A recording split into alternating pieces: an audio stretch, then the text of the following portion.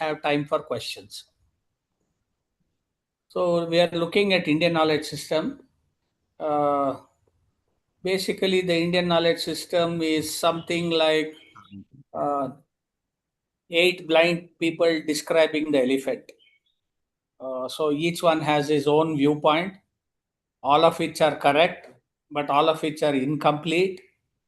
So somebody has to take 8 persons' view to get an idea of what the Indian knowledge system is. I come from strong science and maths and related background, so I have my own view of what IKS is. So we'll see basically not just IKS, we'll just see what is a knowledge system, how knowledge systems have actually shaped humanity. We will look at broadly various knowledge systems that are now prevalent. We'll also see what values and impact knowledge systems have done. Specifically, we'll then go to Indian knowledge system. We will see how Indian knowledge systems grew, how it was suppressed, and a strong effort to destroy it. We will also see how it survived in spite of all this and what is the current status of IKS and what could be the future of IKS. We'll see, look at some action points. Okay. So, what do we mean by knowledge system? Knowledge system basically is an organized structure and a dynamic process. So, straight away, you will have some contradiction. Something which is very well organized is very rigid. Something which is dynamic cannot be rigid. So, this is the difficulty to understand Indian knowledge system. Just when you think it's very rigid, you will find tremendous amount of flexibility in it if you probe. So at the surface level, what appears rigid can be very dynamic and very flexible. And at the surface level, what appears very flexible can actually be very rigid when you probe. So this has been the difficulty for people to understand Indian knowledge system, particularly Westerners. Okay. So what does it do? It looks at generating and representing content, various contents, components, classes, or the type of knowledge that can be domain specific or characterized by domain relevant features as defined by the user or consumer. So suppose you go to Ayurvedic healthcare system, they have their own domain specific rules, regulations, processes, exceptions, everything, and it is reinforced by a set of logical relationship that connect the content or various components or attributes of this knowledge system. So many components are there, okay, and the various components of this knowledge system, it could be domain specific or logically connected. It may not be the kind of logic which is simple, it may be fairly meta logic, okay. For example, preparation of Ayurvedic medicine also assumes that you have all the herbs and others which are grown organically. There must be no contamination with chemical fertilizer or pesticide. Then you also need the ingredients from cow, which is which has had healthy grass rather than synthetically grown grass. Okay, so these are the kind of things that happen. Okay, what to observe in any knowledge system is because it is organized and dynamic, it is more closed. Whenever something is very rigidly or very strongly organized, it becomes slowly a closed system. For example, even though I'm a resource person to all of you today, I cannot walk into your college or your university. First thing, the security will ask me, who are you? Why are you trying to come in? Right? What purpose you have? Then, even if I get in, I cannot go anywhere in the campus. I cannot just enter any lab, etc., etc. Okay, so it's very closed. If things had been better, maybe I would have been an offline research person. I would have been allowed and given all the freedom to go anywhere I want in the campus, address the students, whatever. Right. So it's a funny thing because it is dynamic. Changes are possible, but because it is rigid, the changes are very slow, very, very slow sometimes. eventually it becomes very explosive when people cannot tolerate it, like what happened in West Bengal election now. Okay, so this is how many things have happened in society. One of the good examples for this is how the Protestant sect of the mainstream Christianity started. Protestantism is a very big part of Christianity. Historically, it was all Catholic. Of course, there were other Syrian Orthodox churches, all that. But little over 1,000 years later, Protestant system, particularly Northern Europe, they actually it is rebelled. That's why it's called protest. It starts from that. Okay.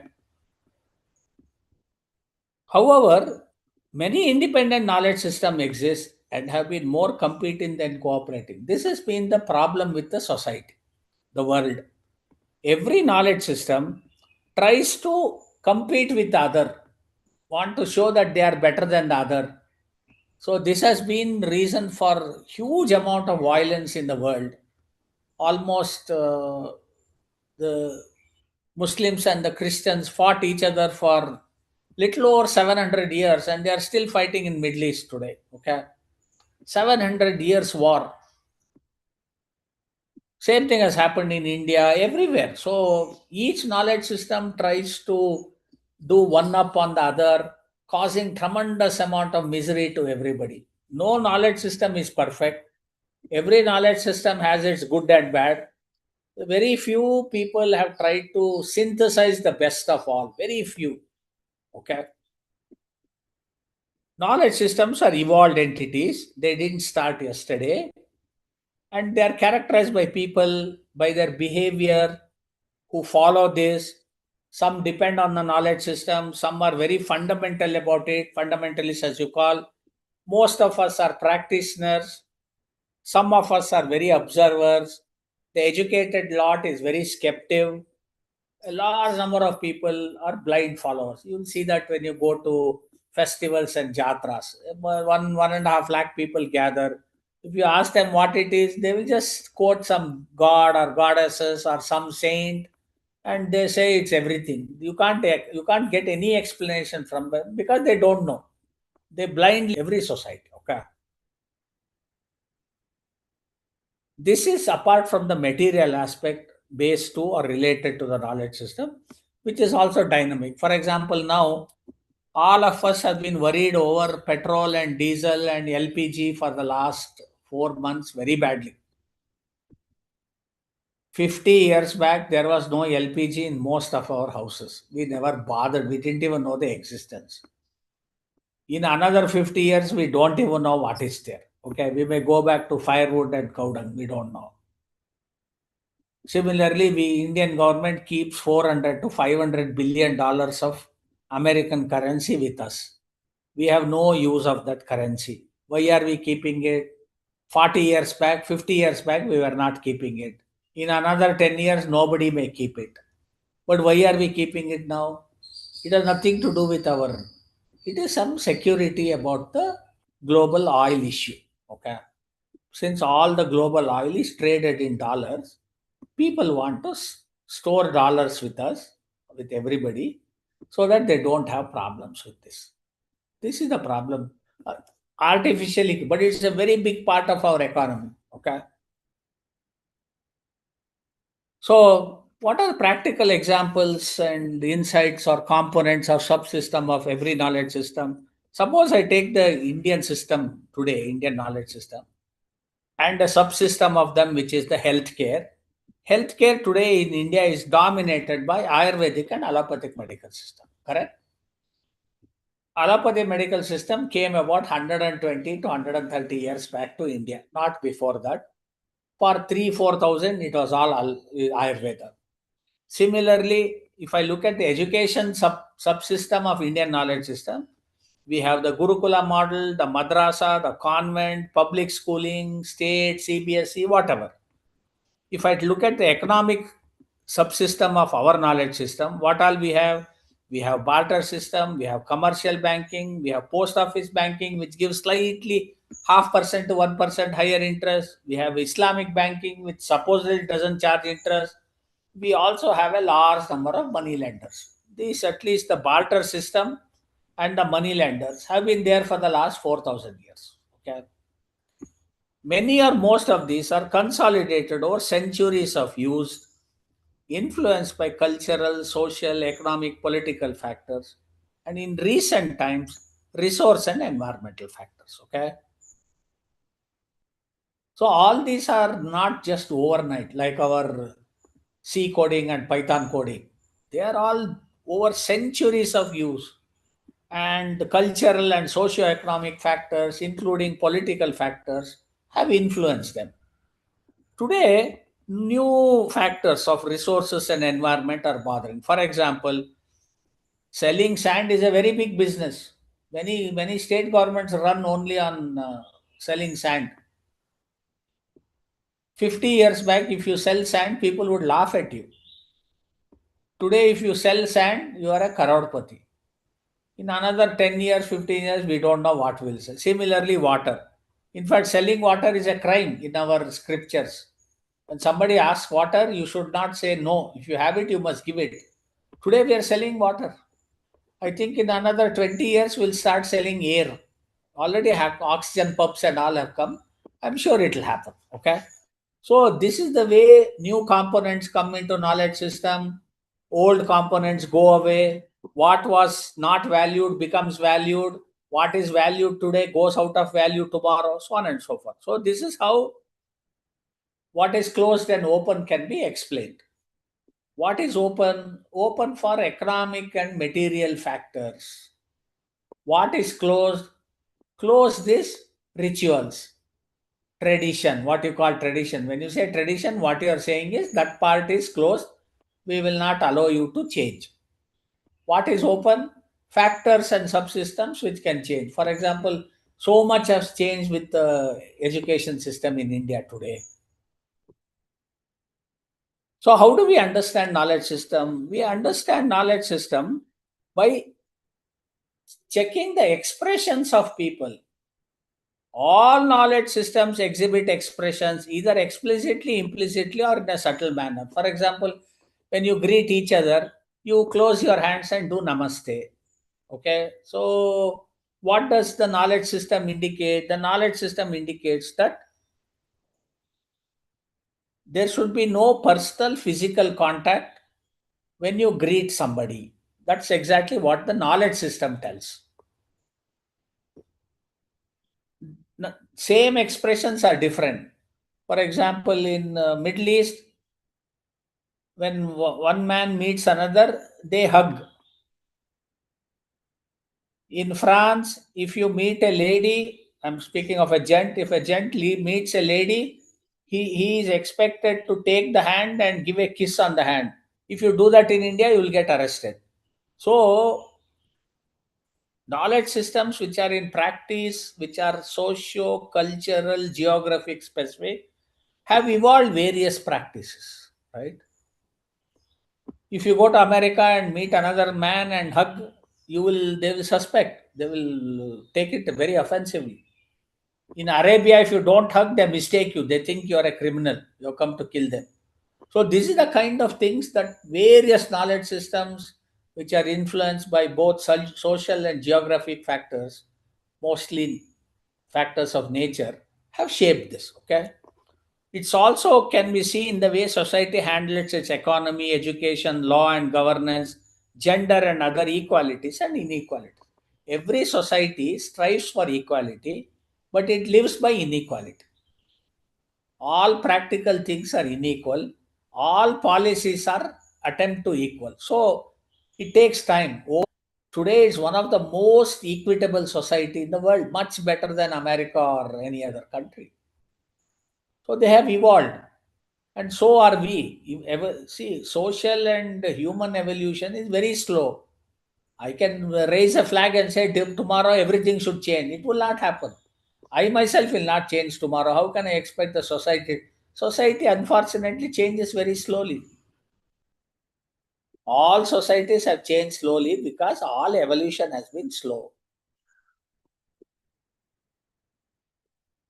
One can also infer from many socio cultural and attitudinal aspects of its citizens.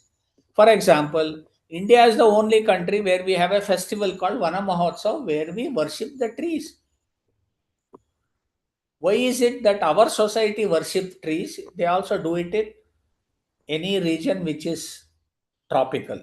They do it in Indonesia and Malaysia, at least Indonesia more. They revere the natural elements, water, air, plants, trees. Westerners, Arabic and Christian philosophies don't do that, because Arabic and Christian philosophies evolved in a region where there were no trees, no water, no plants, very little animals. So they have evolved in a different way. And when they try to impose on ours, which are so bountiful, there is conflict. Okay. Unfortunately, many aspects of knowledge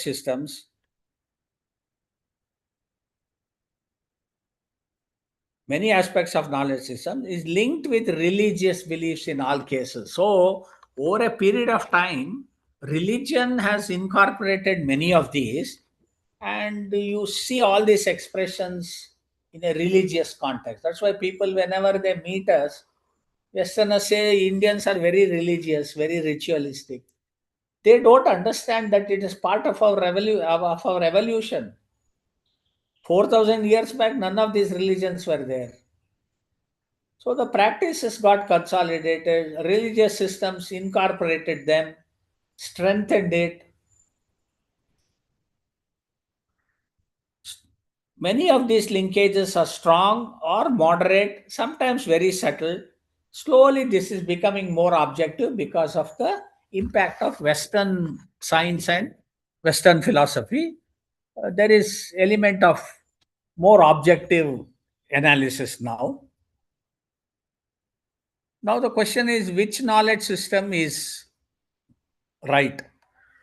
All knowledge systems have evolved over time, culture and geography, trade and interaction. So, the most dominant feature has been culture, geography, trade, and other interactions. The degree of this change is some have less changes, some more, some are lost over time. For example, some of the Copper Age civilizations, we have no idea what they were, they simply vanished. After Copper Age came Iron Age, and from Iron Age things are a lot more clear. Uh, Before Copper Age were Neolithic and megalithic culture. We know little of them, but many things in the Copper Age, which was very sophisticated, have simply disappeared. Okay, there have also been dramatic shifts from one knowledge systems to other at the national level. For example, Japan was a very conservative, Buddhist dominated philosophy for little over 1500 years. Suddenly, in the 16th century, they opened only their education to the Western model. And by 18th century, they started copying Industrial Revolution, even though they were all predominantly Buddhist, what one calls Shinto or whatever. And by beginning of 20th century, even though at home they were all very conservative and rigid Buddhists, they were also the industrially the most advanced nation in the world. Same thing happened in Turkey. Turkey has gone from left to right, right to left. North and South America till 16th century was completely indigenous population. And suddenly, after the conquest of Spanish and Britishers in North, in 200 years, it transformed itself into a Western civilization. Same has happened in China. Till 1950, China was an extremely conservative, poor, uh, Buddhist influence, Confucius, Taoism, a mixture of all that. And suddenly by 1950, they became a socialist system. And today, religion and other things have completely faded away. And that's one reason why they are so economically and industrially forward. Same has happened to Russia. There is a very strange case of North Korea, all of you know. So, this is the way it goes, even at national level. Many have adapted or reformed. This is very important. It's not that they have been totally rigid. Many have adapted and reformed, and that's the only way to sustain. When you don't adapt, you get into serious problems, which we have seen even contemporary. For example, the problem in Iran. Iran has gone to serious trouble even in the recent past, in the last 2, 3 years, where there is so much of gender suppression. They've been outright rebelling and stuff all over a small issue like whether the woman should cover their face in public or not. Okay. Many knowledge systems are outdated, rigidly deployed, mostly using undemocratic forces and violently. You see this in Afghanistan, parts of Sudan, Nigeria. You see all this. Okay. Outdated, nobody wants it, but few select rulers want it, they impose. When citizens don't comply, it becomes very violent. Best example is Afghanistan, and slowly you are seeing this in Bangladesh also now. It is tough since balance is needed and society changes much slower than many individuals. Individuals change very quickly, society as a whole changes very slowly. And that's why people who change, they get frustrated with the society. Society seeing people changing, they get frustrated, seeing why is this fellow advancing so much? He doesn't know what is happening to him. Okay. So best examples are dress and food. You see how much we have changed with our dress and food, particularly Gen Z, all that. They eat absolute garbage every day. Pasta, then pizza, such amount of garbage, which is not good for health. They don't realize, but it is convenient. Fast food is convenient, not good in the long run. Slow food is good in the long run, not convenient. Okay. Also, you see, we invented chess, but now IPL and cricket is the most popular. And cricket came to India only by with the Britishers coming about 120 years. They came earlier, but they didn't have leisure to play. So around 100, years back, they started playing cricket. Okay, and now we are the world's leading cricket country. What knowledge systems now operate? Many operate. Only very isolated societies have maintained their original knowledge system and have little or no interaction with other knowledge system. They exist. They are there in Andamans in India, Andaman and Nicobar, and many other. For example, Tamil Nadu on the top of Nilgiri Hills, there are groups called Todas who are indigenous basically. Lot more are there. In fact, the whole of Amazon is filled with indigenous population. So are people in Papua New Guinea and so on and so forth.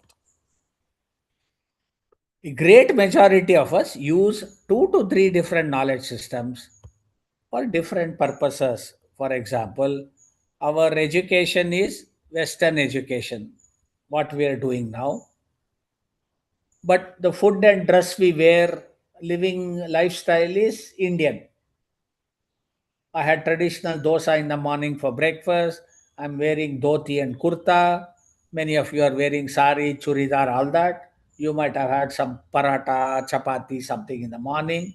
But we are now talking in English. We are talking through internet. All these are Western. Okay. So what is really happening today is almost all knowledge systems, barring the indigenous knowledge system, are living in what is called the blended mode.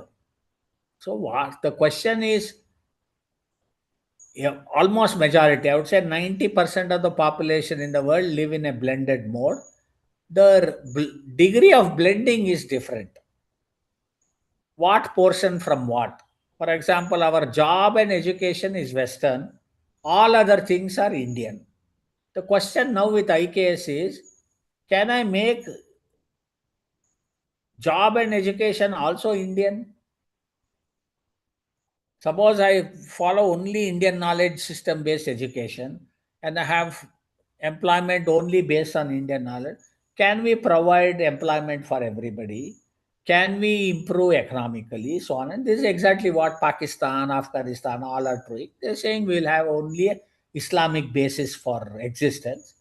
And they definitely, first thing they suffer is economically, because today the entire industrial system is Western. Only Western industrial system is so productive and can provide jobs for so many. Okay. So, which knowledge system now exists? The first one is the Western knowledge system, which we call it WKS. It's predominantly found in Europe and North America. It covers 50% of the world population. It has another name called modern scientific system, but it controls 75% of the world economy. That's why the Western influence is so strong, because they have a very strong influence on the economy of every country. The second knowledge system is the Arabic knowledge system. It's predominantly found in Middle East, North Africa, Indian subcontinent, etc. It covers 30% of the world population, but it controls 70% of the world petroleum economy. That's why you have so much problem now, because the problem is in Iran. Between Iran, Israel, and America, we are the ones who are suffering most. We are paying obscene amount of money for LPG cylinders. Okay. Now, which knowledge systems exist? The third one is the Indian knowledge system. So, what is Indian knowledge system? It is predominantly found in Indian subcontinent, lot of it in Southeast Asia, particularly Malaysia, Indonesia, uh, Thailand, Cambodia. All these places have a significant Indian knowledge system. Tibet, Japan. It covers only 25% of the world population and also relates to only 25% of the current economy. Okay. The last is indigenous knowledge system. Exists in all parts of the world in isolation. There are small indigenous population in Alaska also, Eskimos. Okay, they cover about 5% of the world population, but they are the predecessor to all knowledge system. Even our Indian knowledge system has evolved from indigenous knowledge systems which prevailed around 3 to 5,000 years back. Same with Arabic and Western knowledge. Many of the practices of the Christian philosophy predate the Christianity. Many of the things predate the Judaism also. Okay, so one cannot say that we evolved it. It has evolved over time, and they have contributed to the knowledge system which we now, of course, it has evolved, refined, become sophisticated, all that. But for example, you eat by hand. Who taught you to eat by hand? Your forefathers, some 2 million years back, early humans started eating with hand, because the apes were already eating with hand. So you can see large number of things that we do today have been evolved over centuries of practice and existence. Now, no society lives exclusively on one knowledge system except the indigenous. Many live with blended version. So this is it, blended version of 2, 3, and 4. For example, somebody following the Arabic or the Islamic knowledge system in India, at home they practice like that. They may come to school or college, which is Western knowledge system. They have to interact with a society which is predominantly Indian knowledge system. So most of them have this issue. This is interesting. That's the reason why we are very secular by ourselves. We don't need definition of secularity. Definition of secularity is needed only for Westerners, because they have never lived like this. They have never lived how to get along with others. So, what are we focusing on now? It is clear that currently in India, we all lead a blended knowledge system dominated by Indian knowledge system at home, cultural, religious, marriage, other issues. and considerable Western knowledge because we all get educated, we take formal Western jobs or Western technology based jobs. Okay. It is here we are questioning what IKS really is and attempting to put more IKS into our existing lifestyle, as it is clear that we are now facing more negative issues with the overload of Western knowledge system.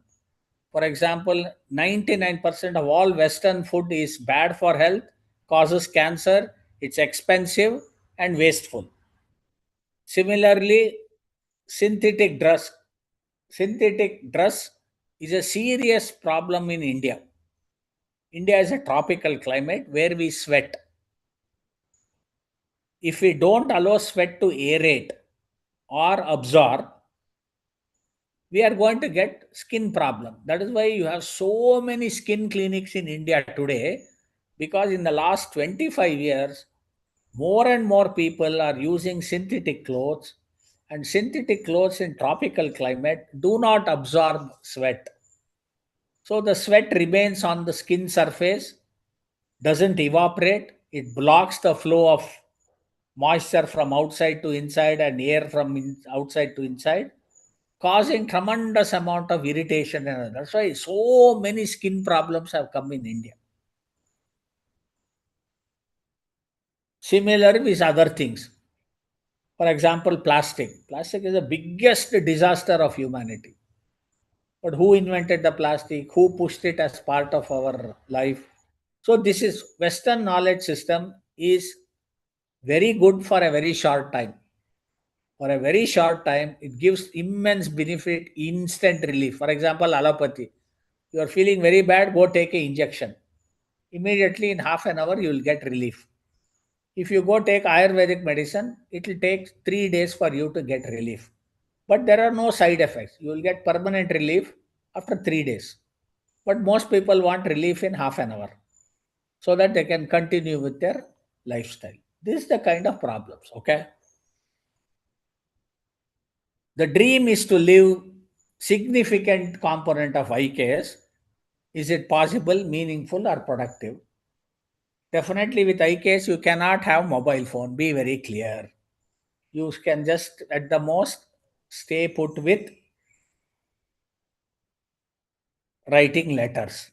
No email, no mobile phone. So there are a lot of things you cannot do with the IKS. But what is it that you can do? What is it that you could have done but did not do? Is the kind of question we are raising now. You will also understand what Western and little of the Arabic knowledge system is. This is something that's evolved over 3,000 years. So the Western knowledge system, the Judaism, the Islam, and Christianity are around 3,000 years old. They developed in what is called the region of Fertile Crescent, Greece, Rome, Middle East. All factors have played role in significant role in shaping it. There is one book that is sacred. They are all monotheists, and they do not include female and child god. So all gods are male. There is no space for female god. There is no space for child god. Okay, which means approximately 75% of the population is removed from the worship. Okay, its main character is belief in redemption at death and moral compass grounded in belief in only one God, which is male, and in only one book. They are called the Abrahamic sect. Jews, Christians, and Muslims. They constitute approximately 60% of the world population.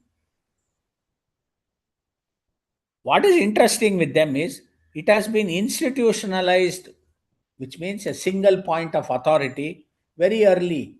For example, look at Vatican. Vatican is 2000 years old approximately. 320 AD is when around that time when Emperor Constance allowed the Christianity to be the state religion and Vatican started. We had the first pope, all that. Okay. Rebelling or questioning of tenets is not permitted, and it either results in excommunication or death. So, how was Jesus Christ created? Jesus Christ objected to what was going on in the temple in Jerusalem. Okay. So there was no Christianity before that. So he questioned the Jewish model there, and he even made a statement that the temple of Jews, a temple of Jerusalem, is a den of thieves. That was enough to push the Jewish group to get him crucified with the help of the Roman rulers. And immediately Christianity started, even though it struggled hard for 250 years before it became a established religion. Okay. Same is here with Islam. You can't question many tenets there. If you question, you are put under a blasphemy act and put to death. The tenets in these are very harsh, very cruel, and they are acquiring in nature all the time, grabbing from others.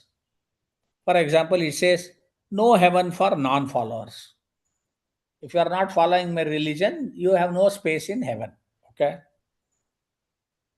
An eye for an eye is the mode of justice which comes from Hammurabi Code. And even strong is death to non believers. Whereas here it says no heaven for non believers, Islam says death to non believers. Contrast this here. See, a very famous empire in North Africa called the Carthage. It was much richer, much stronger, much more beautiful than the Greek and the Roman Empire. And they had a god. This god is called Tanit. She is a female god. Okay. It was indeed the richest city in the world then, much richer than Greek and Rome and even Egypt.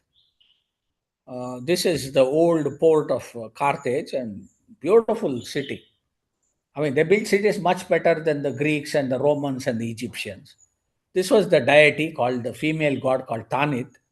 And today, there is nothing like that. There is no female god allowed also in this part of the world after the Romans sacked it. So, this is where the whole idea of uh, Fertile Crescent, which is called the place where Judaism, Christianity, and Islam all evolved here. This is the crescent.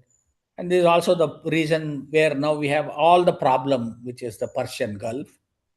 And many of the cities you see here are mentioned in the Old Testament. This is where the Christianity started. The Old Testament is here between the Euphrates and Tigris River. Otherwise, all these are desert. Okay. So, what about Indian knowledge system? Unlike other Western, Arabic, and Islamic knowledge system, this has evolved over 5,000 years. So we are far better time tested in the subcontinent of India. What we have is we have no one book that is sacred. We are called people of the books. Those three are called people of the book. Each one has one sacred book, whereas we have multiple sacred books. And we are polytheists. We have multiple gods, and these gods are both female gods and child gods. We are highly non-individualistic. There is no single point of authority. Our main character is belief in rebirth, which others don't trust. And our moral compass is grounded in two words called dharma and karma. Dharma is conduct, righteous conduct. Karma is what you have to endure supposedly for what you have done in the past. Okay. It has either not been institutionalized, very interesting, or it has multiple institutions around different philosophies. Plenty. We have some 25 to 30 working philosophies going on today in India. Okay. Thus, multiple parallel authority, each one can suit oneself or move or even disown. Even the atheists are allowed. Even the atheists are allowed. You had a very strong philosopher example like Jiddu Krishnamurti in that. Rebelling or questioning of tenets is permitted and frequent. That is the reason why multiple philosophies have sprung.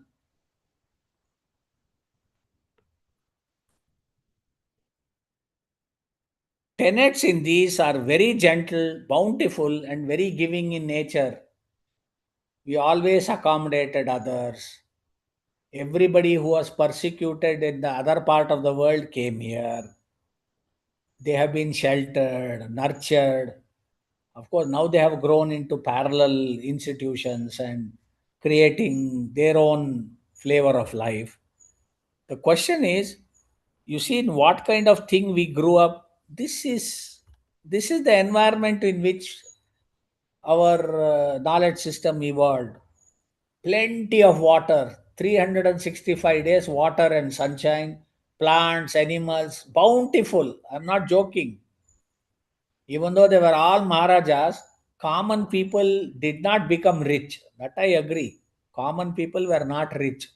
99% of the population was constantly poor. Poor meaning not a kind of poverty you see here. They had enough to eat. Everybody had enough to eat. So nobody bothered about holding and making it a big deal. It all came later. So historically, forest dwellers, even now you have problem with people living in the forest. They are saying we are not disturbing you. You allow us to use the goods of the. We go into the forest, harvest whatever the forest naturally gives. We are happy.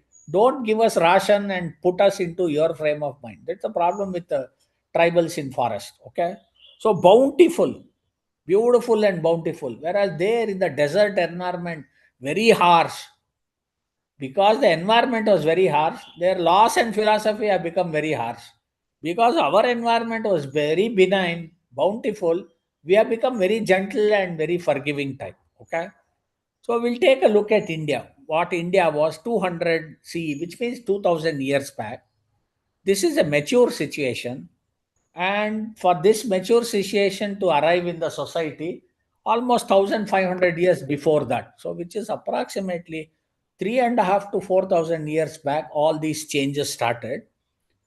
It was mainly centered around two things: natural resources, which was bountiful in us, and converting natural resources to products, which is a work of skill. Industry. India was the most industrial society in the world for approximately 1500 years, till the Muslim invasion, but more so when the Britishers came. You see here, this is how India was 2000 years back.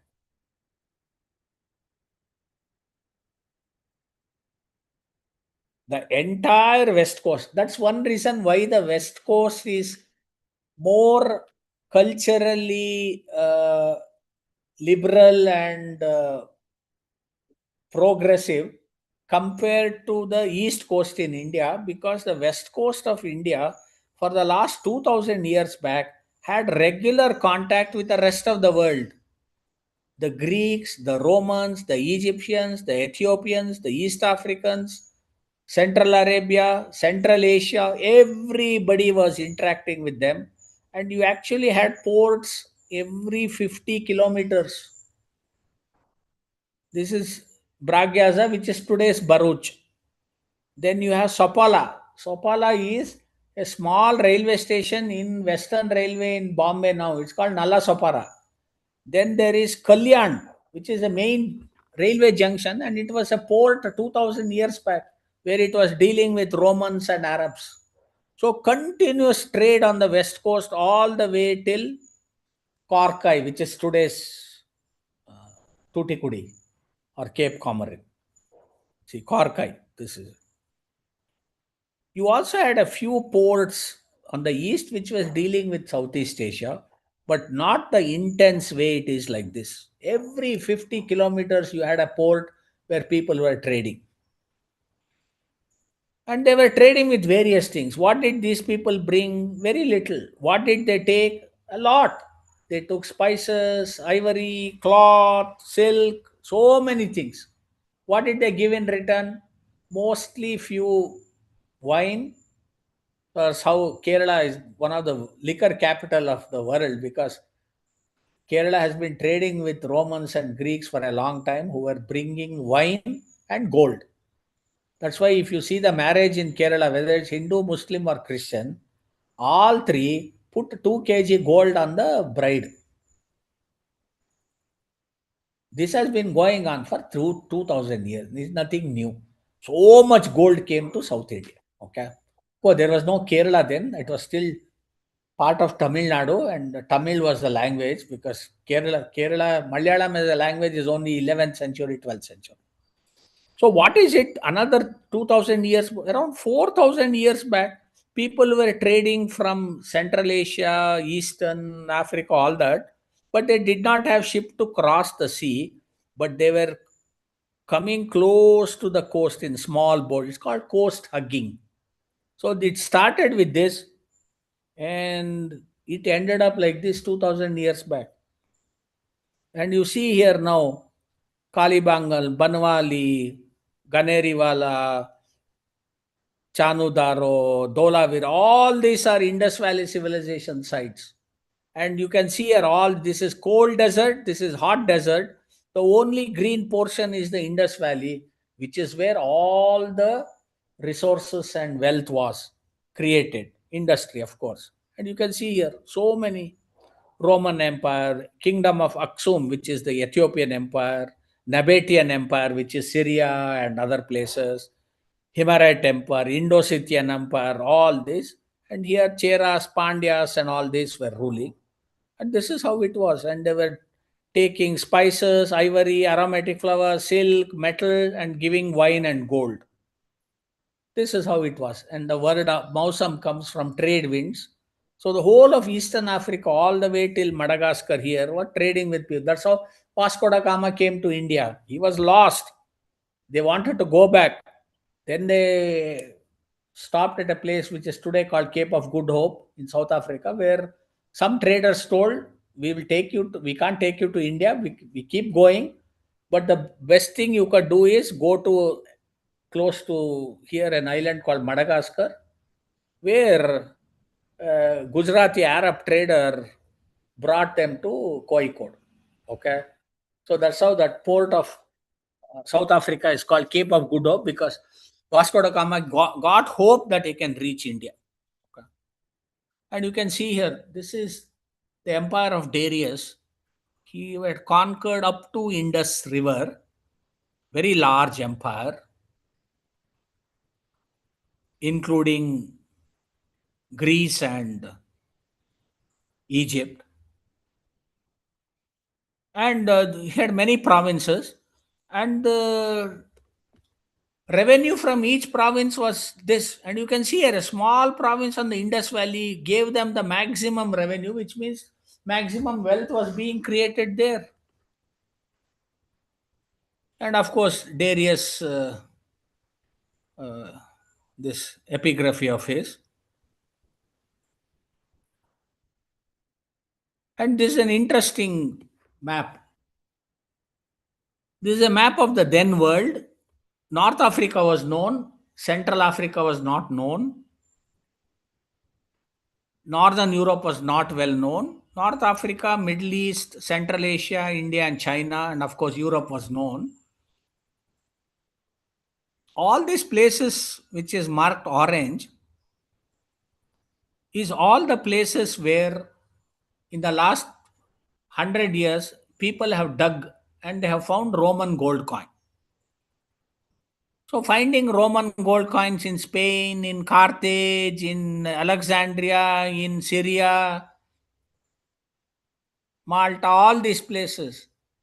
Not surprising because Romans were ruling there. So those days, even now you lose some. Of course, now a lot of online, but losing coins is very common.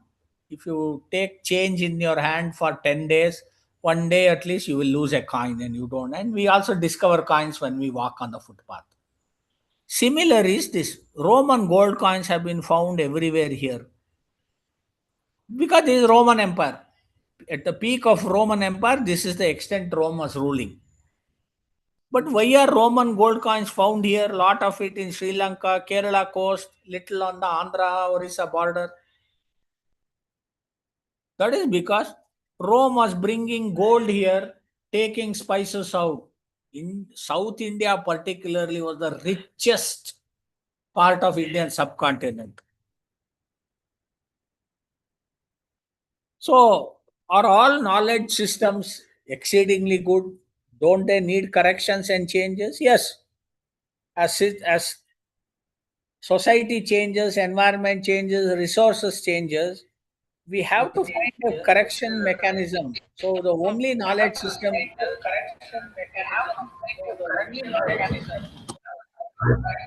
please, no back channel talking, no back channel talking, Savitri madam. no back channel talking, please. Our only hope is self. So you need a knowledge system which has self correction mechanism, and the only knowledge system which has self correction mechanism is the Indian knowledge system. You see what happened to Galileo. Galileo, through his telescope, saw planets and our planets in motion, mapped it, and in 1632 he wrote a document called Dialogue Concerning Two Chief World Systems. In Vatican, which is very close to where he was, Pope Urban VIII was the Pope, and in Bible it says Earth is the center and Sun revolves around it, whereas Galileo said, from my observation, I see Sun is the center and Earth revolves around the Sun. So he was told Antichrist and he was put to death. He was summoned, put to death, and lucky for him and us, he was very famous. So they put him into house arrest. When he made his document in 1632, he was put in house arrest till 1642 when he died. Very similar thing happened. When Big Bang was proved, you had another Vatican seminar organized by the Pope on November 22nd, 2001, when the great physicist, astrophysicist Stephen Hawking was called. And Pope asked, did the universe, or at least our known universe, start with Big Bang? All that, okay? So we have to be very cautious that every knowledge system can be very rigid and very subjective, depending on who the ruler is. Conflicts and contradictions in every knowledge system is very common because all these knowledge systems have been human created. No human is perfect. Every human will create mistakes. If mistakes are not allowed to be corrected, very difficult. Okay. See, this is the interesting painting now available of Galileo trying to defend against a papal committee, charging him with Antichrist teachings and put to death. Even it happens to smaller things. I'm sure many of you recognize the face. This happened in December 2024 when Magnus Carlsen was ejected out of a chess tournament because the chess tournament says you cannot play chess using jeans and jacket. You have to wear three-piece suit. You see that now Pragnananda and all wearing three-piece suit or two-piece suit in a air-conditioned room and playing chess. Okay. So this is the kind of rigid rules we have, and the world's best player of all times was not allowed to play. Okay. So the main decline of Indian knowledge system happened because of the Arab invasion in 11th and 12th century. Even though now you see all weddings in North India are most of the time middle of the night after 11 p.m. It's not there in South India. South India, the marriages are in daytime.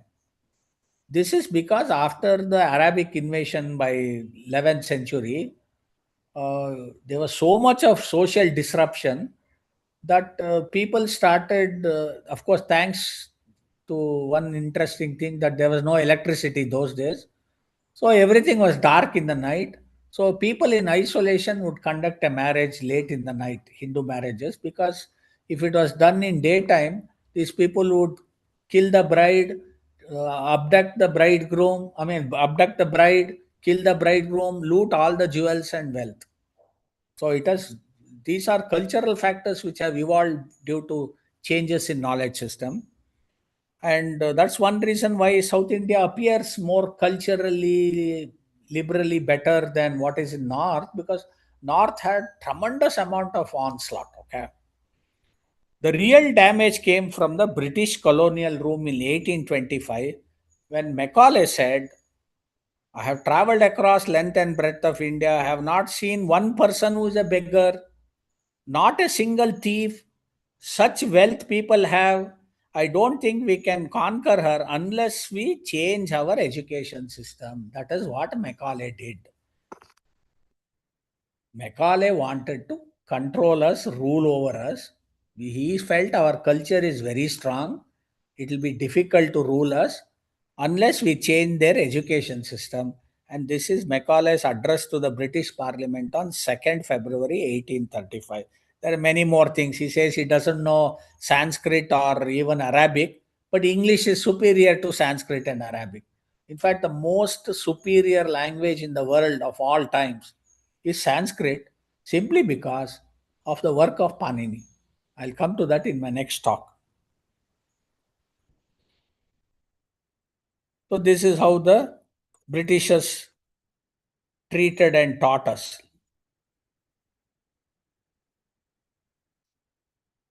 See? Simla Club, Royal Simla Club. No dogs are Indians. This is how they treated us. So, what do knowledge systems do? Knowledge systems provide us idea of culture and identity. When you say you are an Indian, you are a Marathi, you are a Konkan, there is a sense of identity. It also provides economic value and collected wisdom. Why is it that we take bath? All Americans, 99% of the Americans take bath in the evening. 99% of people in Arabia don't take bath. Why is it that we take bath in the morning and many times one more in the evening? We are tropical climate. We sweat a lot. So the one way to refresh ourselves is to take a bath. That's why particularly in Kerala, people take a bath one in the morning, one in the evening. Hot and humid. And water is available. Whereas in Arabia, you can't take bath because water is not available. Americans are lazy. They want to take a bath in the evening, not in the morning. Morning, most of them just get up, have breakfast, rush to the office.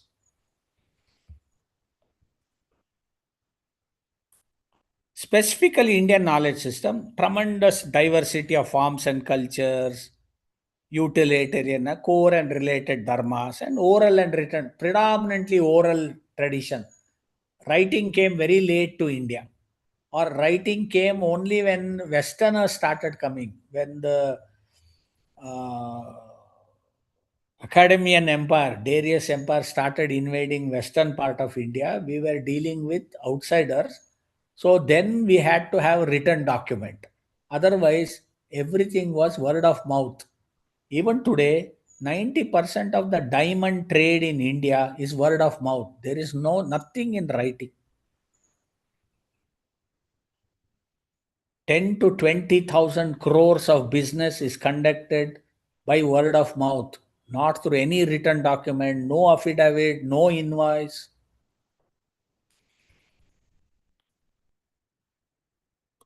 So, what is really sustainable? Even Indian knowledge system is not a sustainable knowledge system. Western knowledge system is the worst, followed by Arabic, which is less sustainable. Indians is little more sustainable, but the perfect sustainability is only indigenous knowledge. See, it's a community of 100 population in Brazil. When the population increases, they will move 2 or 3 miles away, create just clear 10 or 20 trees, build a see the 100 population of 100 living. There are no walls, there are no private rooms, common space for everybody, and they live very homogeneous, fantastic living. We also have this in India. They also have interesting knowledge. For example, when tsunami occurred, people in urban areas and all that east coast, Tuticorin, then near Pondicherry, people died. But in Andaman's, tribals did not die when tsunami occurred, because the tribals have a knowledge that when the tsunami like thing occurs, meaning when the sea goes back, what you should do is when the sea goes back, that's what happens in tsunami. Sea goes back, then builds up and comes and hits. When the sea goes back, they have a rule that when the sea goes back, run in the opposite direction, climb a tree and wait. That is the knowledge that Andaman tribals have. So when tsunami occurred, which was much closer to than the east coast of India, all of them climbed a tree and waited for 2 days for the tsunami to subside. Whereas in east coast, people rushed to the sea because fish was easily available. Few lakhs have died because of their stupidity.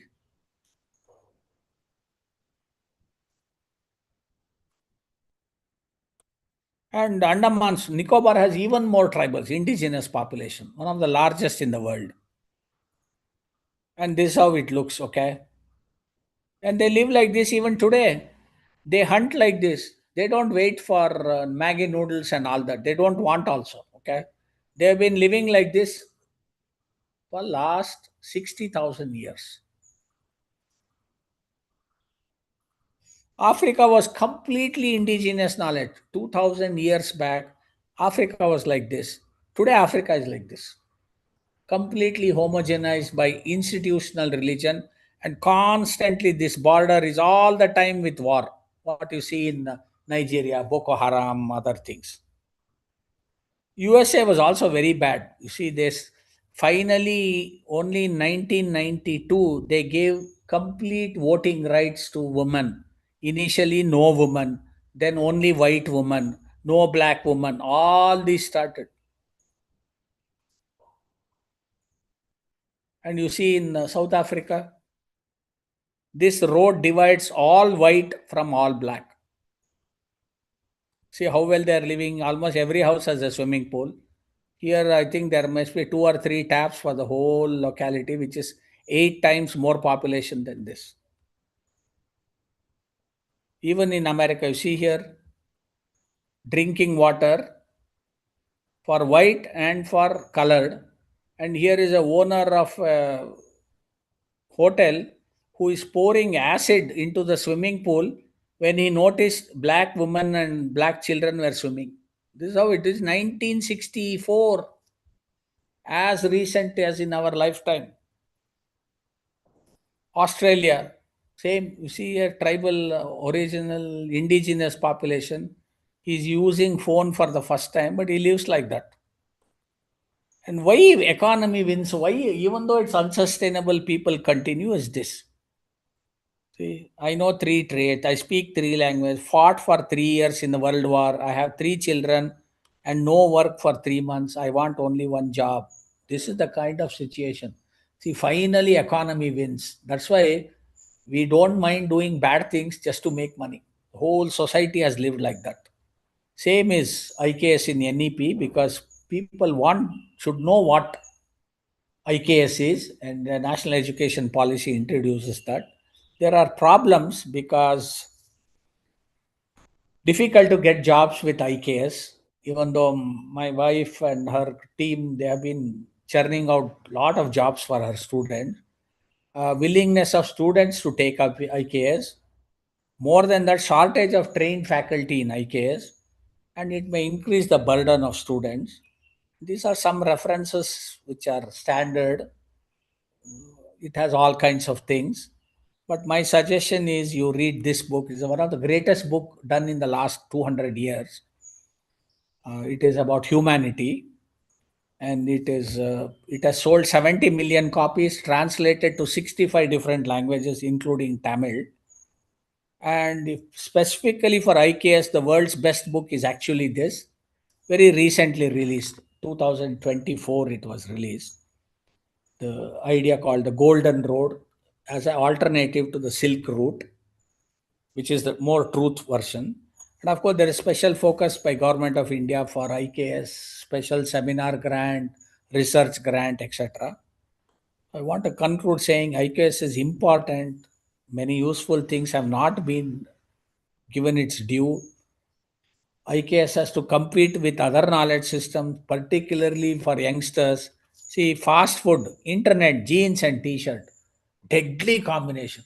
Whole of younger generation survives on this. And with this four things, whatever else they build is against the Indian knowledge system. Okay.